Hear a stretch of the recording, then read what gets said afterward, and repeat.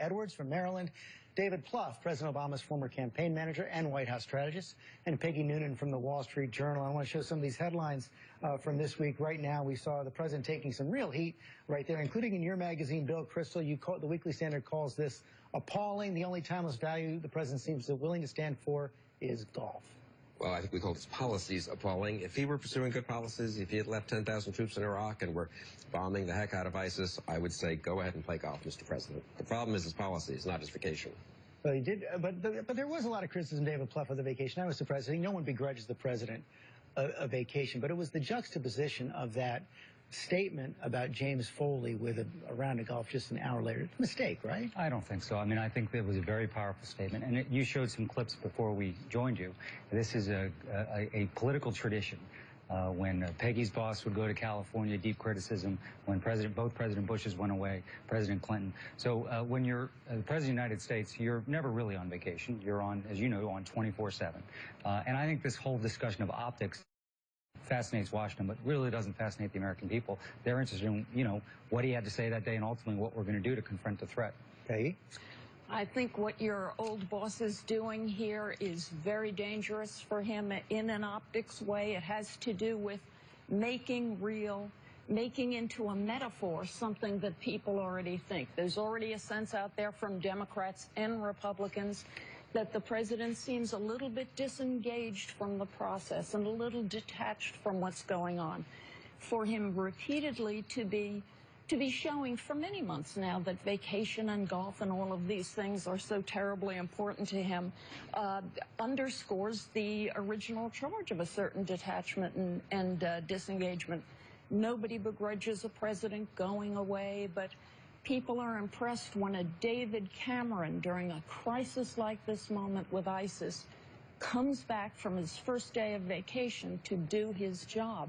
And they're impressed when the French, I think, foreign minister says to Mr. Obama, sometimes you have to stop having fun. You have to be doing the job. And Congresswoman Edwards, the president is going to be coming back to Washington tonight. And we heard from Chairman McCall. He says that Congress should be coming up with a new authorization once the president's war powers authority runs out. There's going to be some resistance that I would imagine inside the Democratic ranks of the House. Well, I think this is, but we need to have the debate. I think that's really important. I don't think the president can continue beyond the war powers authorization without an authorization from Congress, if that is what Congress chooses to do. So I'm looking forward to the debate. And I have to tell you, this silliness around the president golfing is ridiculous. This president has taken 200 fewer days of vacation than President Bush. And, you know, the American people know that the president is president 24/7.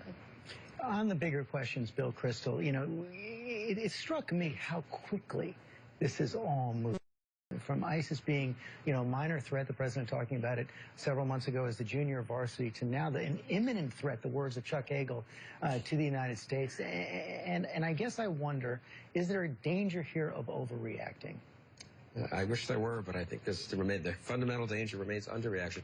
Back in January, when the president said to David Remnick, we've decimated al-Qaeda, core al-Qaeda, as they'd like to say, it's just a JV now. Our ambassador to Iraq, appointed by President Obama, Robert Beecroft, was telling Martha Raddatz, she reported this on your show and here on ABC, that we have a huge problem. There's this group ISIS that has taken over Fallujah and Ramadi and has ambitions to go north. Someone asked the ambassador, I believe in private, well, what is the White House doing about this? And he kind of shrugged. So I think the president, I would like a little overreaction by the president now. I don't think, when he's coming back from this vacation, he should go to Congress right away to get authorization. But meanwhile, he's acting under the War Powers Act, and he shouldn't wait. He shouldn't wait. There's a huge amount of bombing and damage that can be done to ISIS tomorrow if the president orders it. And given the president's rhetoric on Thursday, a cancer on the world, there's going to be a dramatic escalation of action as well to match that rhetoric. Yeah, what was very interesting the past week was the comments of Chuck Hagel, not a burly pro-war figure, someone who's been skeptical in the past, saying this is the biggest and worst thing we've seen in a long time. The comments of General Dempsey saying essentially the same thing, something big and bad is happening here. It's part of the reason the president was so criticized for not saying what, in fact, I think Hagel and Dempsey said. Do you know what I mean? They were making presidential type statements. But I think the question here is really the in part the reluctance, because there's not been the political movement that we need to have happen in Iraq to consolidate the Iraqi factions, because otherwise all the bombing in the world then doesn't stop from continuing to, to grow and to fester, given the political situation in Iraq. And I think that's what the president is trying to balance. And David, the president has been reluctant to go back in. Well, sure, but I think I think even his deepest critics would support the notion that when it comes to going after terrorist threats, whether it's in Afghanistan, Pakistan, Yemen, Somalia, this president and administration has been very, very aggressive. And obviously there were strong statements this week about what may to come. But I do think there's a conventional wisdom in Washington, which is to every problem, let's use our military first and ask other questions later. And it's a real problem. I mean, when this president took office, there was 180,000 troops in Iraq and Afghanistan. We're going to be down under 10,000 once we draw down in Afghanistan. So I think we have to ask these hard questions, because we've seen what happens when you use the military first and really don't have a strategy afterwards. The president's been president for almost 6 years. You can talk about asking the hard questions and having the debate. You know what? All the military power in the world would degrade ISIS an awful lot. We can worry about the Iraqi government. We can worry about what's happening elsewhere.